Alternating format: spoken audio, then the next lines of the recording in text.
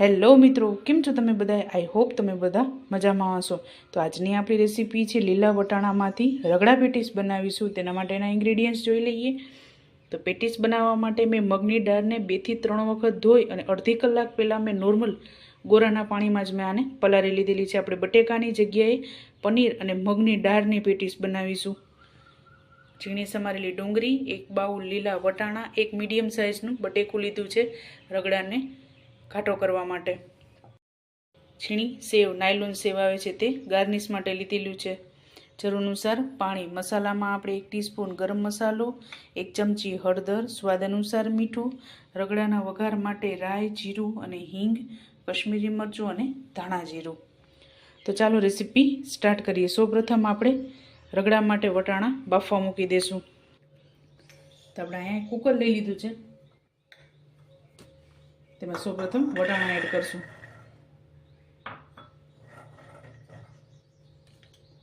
ત્યારબાદ 1 નંગ બટેકું એડ કરશું.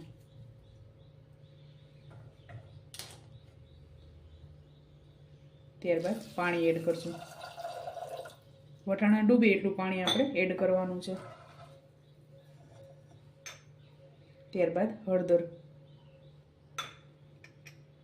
સ્વાદ અનુસાર મીઠું. હવે આપણે આને બાફવા મૂકી દઈશું. આપણા વટાણા બફાય છે ત્યાં સુધી પેટીસની તૈયારી કરીશું. તો અહીંયા મેં મગની દાળમાંથી પાણી કાઢી લીધું છે.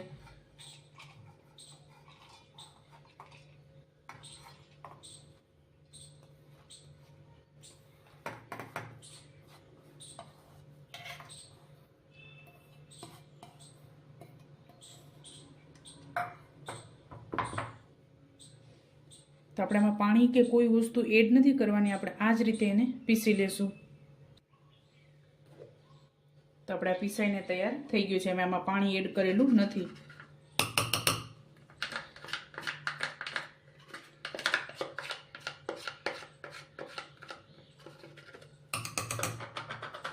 આ રીતે આપણે એકદમ ઝીણું પીસવાનું છે.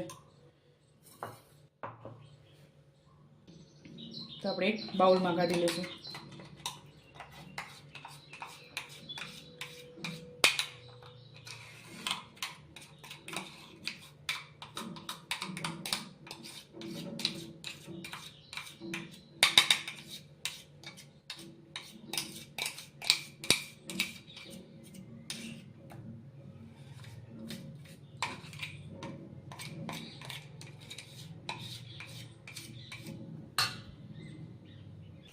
ત્યારબાદ પનીરને ખમણી લેશું આપણે.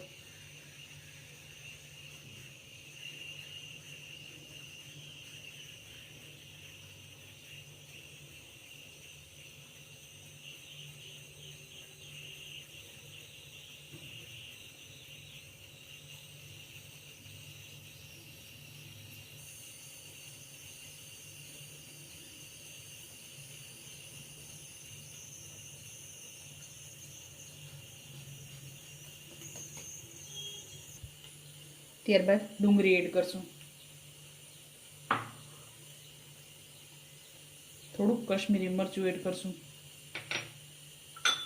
ધાણા જીરું,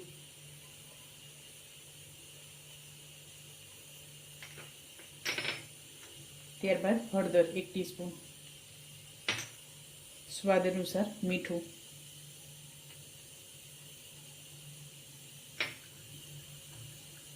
આ બધી વસ્તુને મિક્સ કરી લેશું.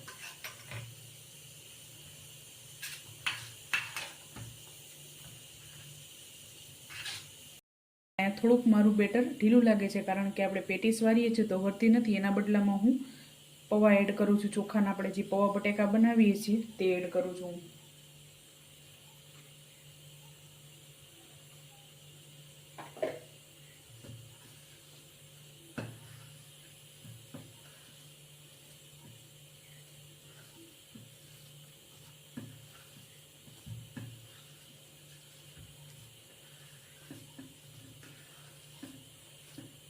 તમે પૌવા કે ઓટ્સ પણ આમાં એડ કરી શકો છો.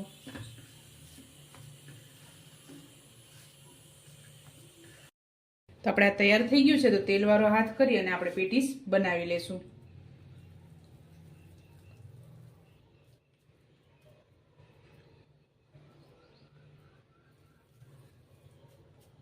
તો આપણે આ રીતે મીડિયમ સાઇઝની પેટીસ બનાવીશું. તો આ જ રીતે બધી તૈયાર કરી લેશું.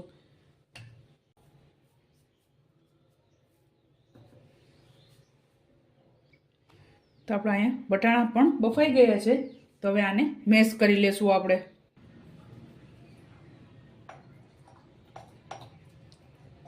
તો આપણે આ રીતે એને મેશ કરી લીધું છે.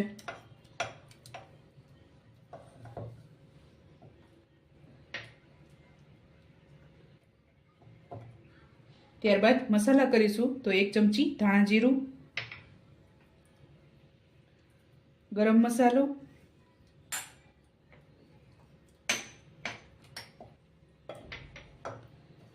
તો આપણે આમાં થોડુંક પાણી નાખી અને આને ઉકળવા મૂકીશું. તો આપણે આને મીડિયમ ગેસ ઉપર આ રીતે રગડાને ઉકળવા દઈશું આપણે. તો હવે આપણે કટલેસને ફ્રાય કરી લેશું.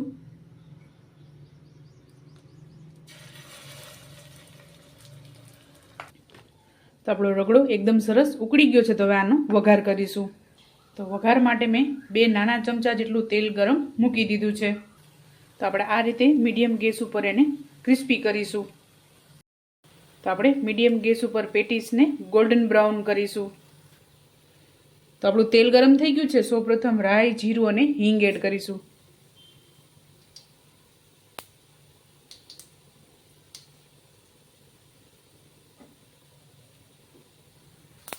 તો આપણી રાઈ ફૂટી ગઈ છે. ત્યારબાદ કશ્મીરી મરચું એડ કરીશું.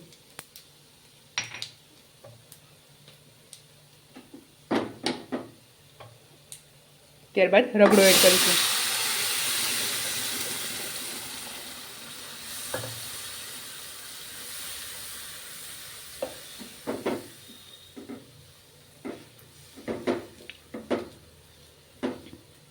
તો 2 મિનિટ આપણે આને ઉકળવા દેશું. તો આપણી પેટીસ તૈયાર થઈ ગઈ છે ને આ સાઈડ આપણો રગડો પણ તૈયાર થઈ ગયો છે. તો હવે આપણે સર્વ કરીશું. તો આપણે અહીંયા 2 નંગ પેટીસ લઈ લીધી છે. એમાં ઉપર રગડો એડ કરશું.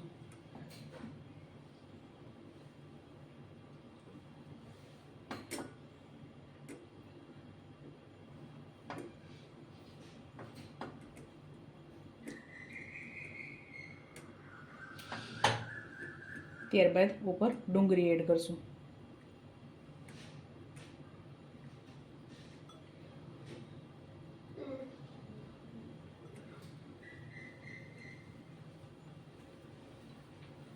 ત્યારબાદ સેવ એડ કરશું.